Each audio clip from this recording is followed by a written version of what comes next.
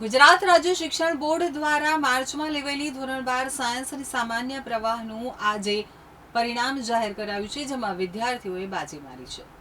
ગુજરાત રાજ્ય શિક્ષણ બોર્ડ દ્વારા મે 2026માં લેવાયેલી પરીક્ષામાં ધોરણ 12 સાયન્સના 1,19,263 અને સામાન્ય પ્રવાહના 5,01,286 એમ કુલ 6.20 લાખ પરીક્ષાર્થી હતા।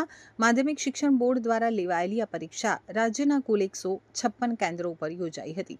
ધોરણ 12 સાથે ગુજકેટનું રિઝલ્ટ પણ જાહેર કરવામાં આવ્યું હતું। ધોરણ 12 સાયન્સનું 84.33% અને સામાન્ય પ્રવાહનું 92.71% રિઝલ્ટ જાહેર કરવામાં આવ્યું છે। 1,32,000માંથી 99% સાથે 1,459 વિદ્યાર્થીઓ પાસ થયા હતા।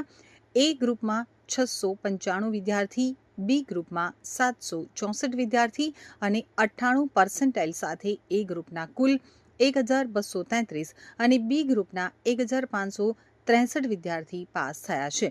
12 સાયન્સના 4 મુખ્ય વિષયમાં સૌથી વધુ પરિણામ મેથ્સનું 92.76% આવ્યું છે, જ્યારે 88.91% સાથે બાયોલોજી બીજા નંબરે, તો 85.94% સાથે કેમિસ્ટ્રી ત્રીજા નંબરે અને 85.27% પરિણામ સાથે ફિઝિક્સ ચોથા નંબરે છે। આશાદીપ ગ્રુપ ઓફ સ્કૂલ તમે દરેક જાણો છો કે આશાદીપ ગ્રુપ ઓફ સ્કૂલ અત્યાર સુધી નવી હિસ્ટ્રી ક્રિએટ કરી છે। આજે પણ ફરીવાર એક નવી હિસ્ટ્રી ક્રિએટ કરી છે। 687 આઉટ ઓફ 700 એટલે અત્યાર સુધીનો બોર્ડનો એક રેકોર્ડ કહી શકાય કે આ વિદ્યાર્થીની છે, જે આખા ગુજરાતમાં તો ફર્સ્ટ હશે જ, પણ અત્યાર સુધી જે પરિણામ આવ્યું છે એટલા વર્ષોની અંદર એમાં સૌથી હાઈએસ્ટ પરિણામ છે। આ વખતે કઈ પ્રકારનું પરિણામ કહેવા જઈએ તો કે અનબિલિવેબલ પરિણામ કહી શકાય। બહુ બધા વિદ્યાર્થીઓ A1 ગ્રેડની અંદર છે અત્યારે, પણ સૌથી ખુશીની વાત છે કે ધોરણ 10ની અંદર જે રેકોર્ડ આશાદીપના નામે છે, સાયન્સમાં પણ આશાદીપના નામે છે અને આજે કોમર્સમાં પણ રેકોર્ડ બોર્ડનો આશાદીપના નામે થયો। વિદ્યાર્થીઓને કઈ પ્રકારની મહેનત કરવામાં આવી રહી છે? મહેનતની વાત કરવા જાઉં તો કોન્સ્ટન્ટ શિક્ષકો આની પાછળ જવાબદાર છે। શિક્ષકો ખૂબ જ મહેનત કરે છે, એક્સ્ટ્રા ટાઈમ જેટલી બી જરૂર પડે છે વિદ્યાર્થીઓને આપે છે। શાળાનું મેનેજમેન્ટ પણ એને માટે જે જરૂર હોય કરે છે અને પેરેન્ટ્સનો સપોર્ટ હોય છે, એટલે આ પરિણામ પોસિબલ થાય છે। હું આશાદીપ કતારગામવાળી બ્રાન્ચ છે ત્યાં અભ્યાસ કરું છું।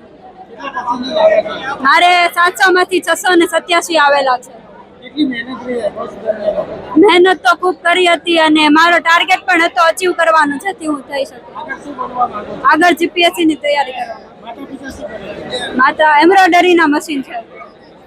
સ્કૂલ તરફથી કેવો સપોર્ટ મળે છે? સ્કૂલ તરફથી પણ ખૂબ જ સપોર્ટ હતો અને એમના દ્વારા અમને ખૂબ મહેનત કરાવવામાં આવી હતી, જેથી આ સફળ થઈ શકે।